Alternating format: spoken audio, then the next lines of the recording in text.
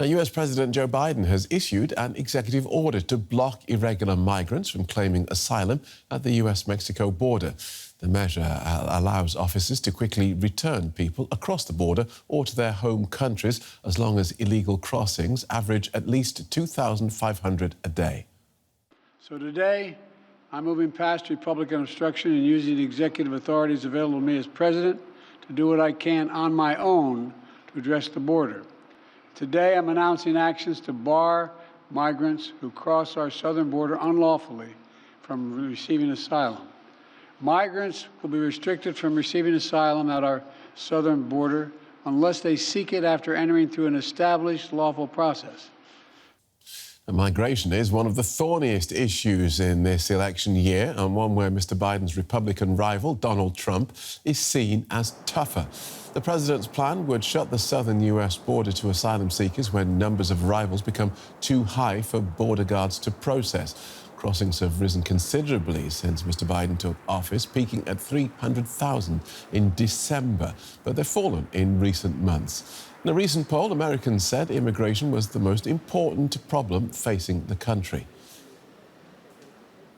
Let's get more from DW's Washington correspondent, Benjamin Alvarez-Gruber. Welcome, Ben. So we have an election looming, and this looks very much as though Joe Biden is copying Donald Trump. That's right, and that's also what some within the Democratic Party are accusing him of. There have been, of course, many reactions to this announcement. One of them is Democratic Senator for California, Alex Padilla, who accused President Biden of abandoning, and I quote, "our obligations to provide people fleeing persecution, violence and authoritarianism with an opportunity to seek refuge in the U.S." This is definitely an attempt to neutralize one of Biden's political weak spots, if you could call it like this, in his re-election battle against Donald Trump. And the White House is accusing Republicans in Congress of refusing to take necessary steps to, as the White House has, secure the border. And the White House also sent out a fact sheet accusing them of putting, and I quote again, "partisan politics ahead of our national security, twice voting against the toughest and fairest set of reforms in a decade." So definitely is something where the White House said that this decision is the most consequential reform of U.S. immigration laws in decades, as they called it. OK, so this gets triggered when asylum seekers' numbers hit 2,500.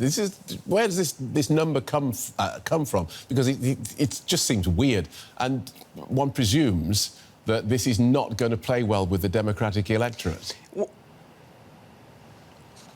Absolutely, and it's not just the question with the voters, with his electors, but also the reactions within his party, because when President Biden announced this in the White House East Room, he was flanked by mayors and law enforcement from border states, or those hit hard by irregular migration, and one of them was the mayor of Brownsville, Texas, John Cohen, and that's quite interesting because President Biden recently visited that city in Texas. We covered the visit there. We also spoke to some of his supporters. We spoke also to pro-immigration border organizations there who told us that they were a disappointment that the president would meet law enforcement and not talk to the community. They opposed the way that the Biden administration is handling migration. They said that regardless of who is in the White House, the problems at the border remained the same. They accused President Biden of just looking for a photo opportunity, looking for more votes, and that's quite similar to what many have been wondering too, calling this also a move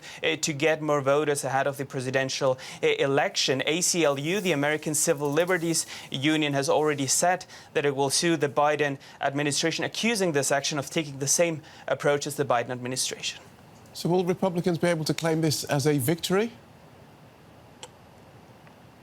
They are already doing that, in fact. Donald Trump posted a video on his Truth social media platform. He added that these restrictions are just for show ahead of the presidential debate that will happen later this month. Republican Mike Johnson, the Speaker of the House of Representatives, called this executive action, and I quote, nothing more than a desperate political stunt to try and stabilize his plummeting poll numbers. He ended this joint statement with other Republican politicians by stating that Americans can see right through Biden's election year stunt, as he called it. But as we're waiting for more reactions from Republicans and also from Democrats, it's important here to mention that the timing for this announcement is definitely not a coincidence. It happened just after last weekend's presidential election in Mexico, and as President Biden congratulated President-elect Claudia Sheinbaum on the phone on Monday, the White House declined to say whether they spoke about this topic too. So many questions and, of course, complications remain to see how this will look like, how this directive would be implemented, and also we need to wait for new polls to see how possible voters will react to this decision. It remains to be seen if this will be an electoral gain for Biden or a lose-lose situation by not winning undecided voters and also losing Democratic voters over this new stance. Benjamin Alvarez Gruber in Washington, thank you.